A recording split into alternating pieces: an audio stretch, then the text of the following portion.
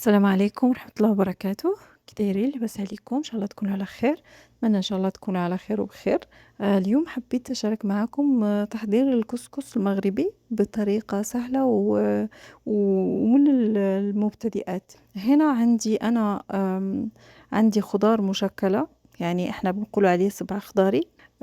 وعندي اللحمة والحمص الكسكسي. أنا باوريكم تشكيلة ما شاء الله مثل البوكيه الورد الخضار. بسم الله على بركة الله. نحط إحنا بنشوي يعني بنسوي الوصفة نشرح مع بعض.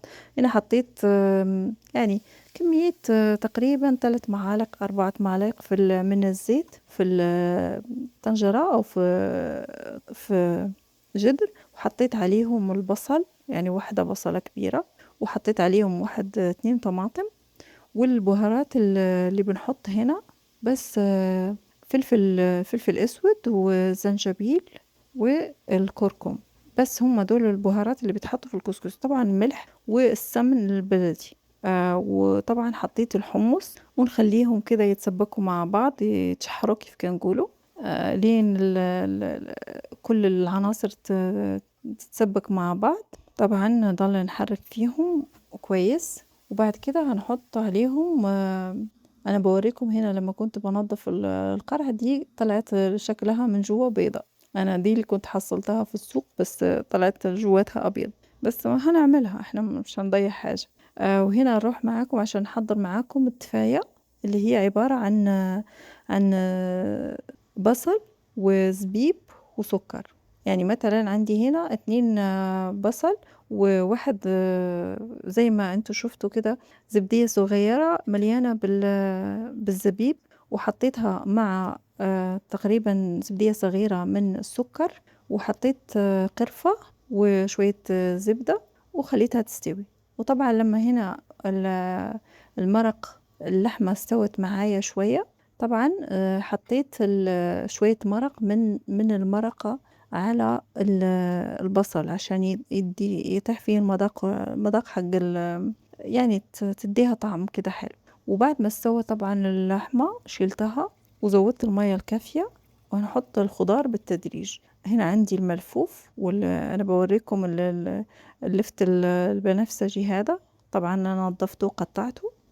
وحطيت أنا ما عندي البرمة اللي يعني البرمة بالكسكس، ما عندي هذا النوع. أنا حطيت هنا شوية بصل وكده، شوية بصل وطماطم في جدر عادي، وهوريكم كيف ممكن نستخدم عشان نحصل على الكسكس. أي مصفى عندكم كده من الحديد هتغلفوها بهذه الطريقة، وتقصوها بس من الوسط عشان دول بيكون جوانبهم كلها مثقبة. تقصوها كده من الوسط، الناس يعني اللي بتكون جالسة لحالها وبتشتهي يعني المتغربين كده. وانا الكسكس ده والدتي الله يطول لي في عمرها هي اللي كانت تسويه، يعني خلطة ما بين الحمرة، احنا بنقول الحمرة يعني نخالة والسميد، القمح الصلب، يعني مطحون على الايد، وهي سوته بايدها الله يطول لي في عمرها. انا كمان بعرف اسويه بس هي سوته لي، الله يخليها لي ويطول لي في عمرها.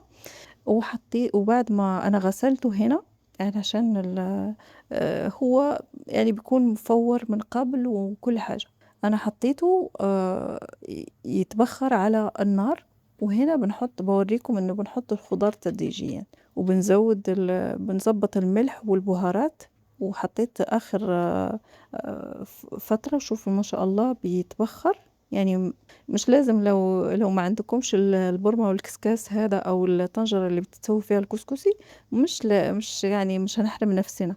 وخلاص لما تبخر كويس طلع فيه البخار تقريبا ربع ساعة، بعد ما يطلع فيه البخار نشيله ونحطه في هذا شو نقولوا له، البولة، أو إحنا أصلا بنحطه في القصرية، بس مع الأسف أنا ما عنديش هنا القصرية، فحطيته في الحاجة هيدا من الحديد كويسة وبتقضي الغرض.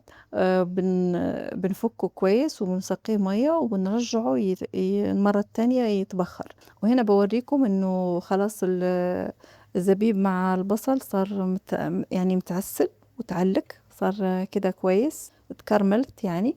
وهذه المرة التانية اللي خلاص بيطلع المرّة التالتة وخلاص بازوّد منّه، بازوّد عليه يعني بنعمل 3 مرّات وإحنا بنعمل نفس الطريقة، بحيث نشوف كده نمسك الكسكسي نلاقيه خلاص استوى، وخلاص دهنته بزبدة ونقدّمه كده بهذه الطريقة، يعني أنتم تقدّموه بالطريقة اللي أنتم تفضلوها، إحنا طبعًا بنقدّمه في القصرية أو في صحن كده يكون كبير، بس إحنا عائلة صغيرة بنقدّمه بكده في هذا الصحن. وطبعًا أول حاجة بنرُش شوية أنا ما تصوّر معايا حطّيت أول حاجة حطّيت شوية لمّا كنت يعني بافُكّه كده، حطّيت شوية صوص وبعد كده حطّيته في الطبسيل أو الصحن التقديم، وطبعًا بترصوه بالطريقة اللي أنتم شايفينها تكون مفضّلة عندكم، و وبتضلّوا تحطّوا الخضار بالترتيب كده عشان تدّي منظر وشكل حلو، وتحطّوا من الفوق اللي هي التفاية وتزيّنوه بشوية لوز، وتقدّموه بالصحة والراحة، أتمنى إن شاء الله هي بتبيّن إنه خطوات صعبة، لكن لو اتبعتوا بس الخطوات بالطريقة هذه هييجي معاكم جدًا لذيذ ورائع، يعني ما تحرموا نفسكم حتى لو أنتم يعني الشباب اللي ما الشباب، البنات، أي حد بيحب الكسكسي طبعًا من الناس اللي عشاق الكسكسي، جربوه بهذه الطريقة وقولوا لي، إن شاء الله نشوفكم في وصفات جديدة بالصحة والراحة، نشوفكم إن شاء الله على المقاريب، إذا عجبكم الفيديو اعملوا اشتراك وقولوا لي في تعاليق. السلام عليكم ورحمة الله وبركاته.